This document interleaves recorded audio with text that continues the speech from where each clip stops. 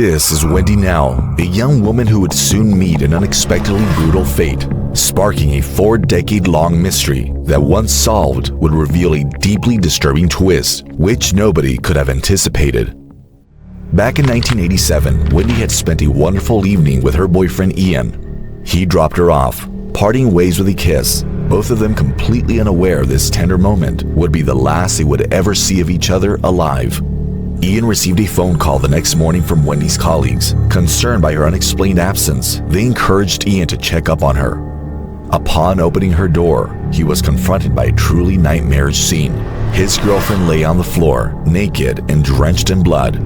Wendy had been savagely beaten and strangled to death.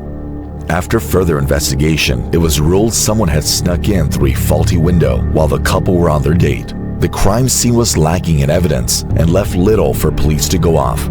Other than a shoe print on Wendy's blouse and a missing diary, the police had no leads, and so the case quickly went cold. Wendy's murder left the community in deep shock. The sheer brutality and lack of motive terrified neighbors, and with the murder still on the loose, everybody feared the worst being exactly what they got. 20-year-old Caroline Pierce arrived back home at midnight after a night out. 4 months had passed since Wendy's murder, and the community's fear had somewhat subsided. The taxi driver who last saw Caroline reported nobody anywhere near the area. The street was dead silent. That was until neighbors were woken by screams from the young girl's porch. Looking out, they saw nothing, deciding to go back to sleep and presumably ask her about it in the morning. But Caroline wasn't there in the morning. It would be a full 3 weeks before she was found by a local farmer, decomposing in an overgrown drainage ditch, wearing only her tights. The condition of Caroline and Wendy were strikingly similar, leading police to conclude they were dealing with a serial killer. But with such a lack of evidence, as well as the shortcomings in forensic abilities, the murder was never caught, and the families never received justice nor closure. But that was far from the end of the story. The next 30 years saw the drastic development of DNA tracing, something the killer hadn't anticipated, as a sperm sample was taken from Caroline's tights. The search was drastically narrowed until police were certain they had their killer. And so after 33 years of freedom, on the 3rd of December 2020, police made their arrest, one which would end up being far from ordinary, as they uncover something much worse than murder.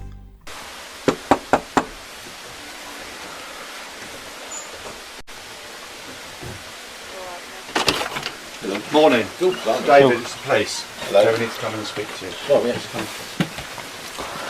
You here alone? No. David, you're under arrest on suspicion of the murders of Wendy Knell and Caroline Pierce in 1987. Do you understand? Yes. You do not have to say anything, but it may harm your defence if you do not mention, when questioned, something which you later lie in court. Anything you do say may be given in evidence. You are being arrested to secure and preserve evidence by means of questioning, so we can conduct searches, so forensic samples can be obtained, and to prevent your disappearance. Do you understand? David Fuller, a 66-year-old beloved family man with a wife and 4 children, known by colleagues as a hard-working, friendly guy who enjoyed birdwatching, photography, and cycling. With such an innocently average personality, David had fooled everyone who supposedly knew him. And as the police search the home, they make the sickening discovery that reveals just how depraved David truly is. There's some stuff stuck on the back of that one as well.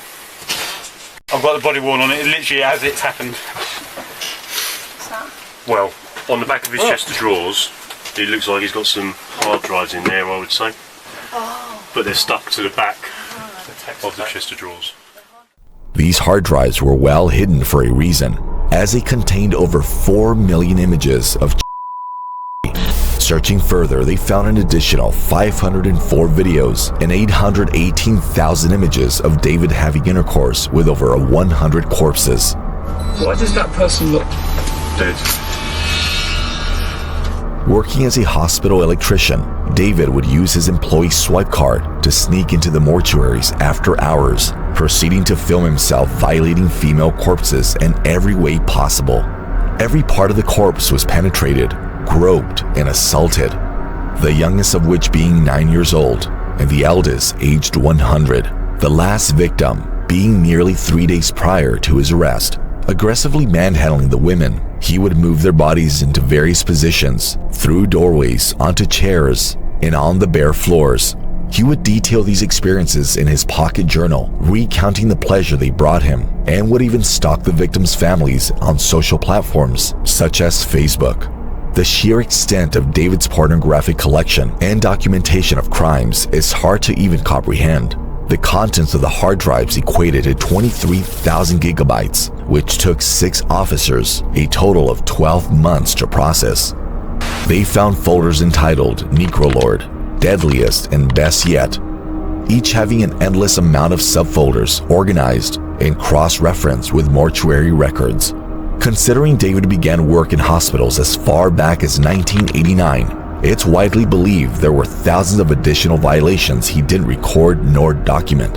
And considering the significant gap in his criminal record between the 1987 murders and his documented offenses, Kent police speculate David was likely involved in more disappearances and murders near the area.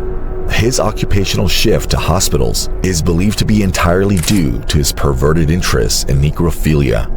Given the murders in 1987 put the police on high alert, David likely acquired the job in order to freely indulge his fantasies without fear of arrest, reportedly visiting the mortuaries 444 times in a single year. Among David's victims were women who had lived truly remarkable lives. One had flown solo across the Atlantic in a propeller-driven airplane. Another was a famous skier, and one even having played a vital role at Bletchley Park during World War II. Many had long, loving marriages and had spent the final years of their lives battling illnesses or the challenges of old age, their dignity remaining intact until David took it from them. In court, relatives express immense grief and anger as they struggle to comprehend how their loved ones could be so horrifically treated at places they expected the best care. Many of them decided to not share the devastating news beyond close family members, as not to tarnish reputations or spoil memories. The court acknowledged the enduring harm caused by David's actions, describing them as among the highest category of offenses due to the degradation, repetition, and abuse of trust involved, ordering the destruction of the evidence of his crimes, ensuring that the physical traces of his depravity would no longer exist. Wendy Knell's father always trusted there would be a day the police would knock, delivering the news of catching his daughter's killer, and that it would be a great day of celebration. But he sadly passed in 2017, never seeing the justice he longed for. Wendy's family claimed the guilty sentence wouldn't solve anything, knowing how unimaginable Wendy's final moments with David were. But they were glad he couldn't cause any more harm. A forensic psychiatrist who worked on high-profile cases analyzed David's crimes for law enforcement. He described David as a sadistically driven individual, intent on inflicting pain and control for his sexual gratification, likely as a means of coping with unresolved personal issues. According to Dr. Badcock, the sexual homicides of Wendy and Caroline likely inspired David to pursue his fantasies, ultimately leading to his violation of corpses. He regarded these offenses as even more extreme than murder, stating that the necrophilia presented a psychological boundary even the most depraved wouldn't cross. The offense of necrophilia only carries a maximum sentence of 2 years. On October 8, 2021, David pled guilty to 51 offenses involving 78 victims, which were identified at that time. These offenses included charges of sexual penetration of corpses and numerous charges of production, possession, and distribution of extreme content. David was sentenced to life imprisonment for the 1987 murders of Wendy and Caroline, as well as a 12-year sentence for his violation of corpses, many of which are being identified to this day, with 10 of the victims filmed still unknown.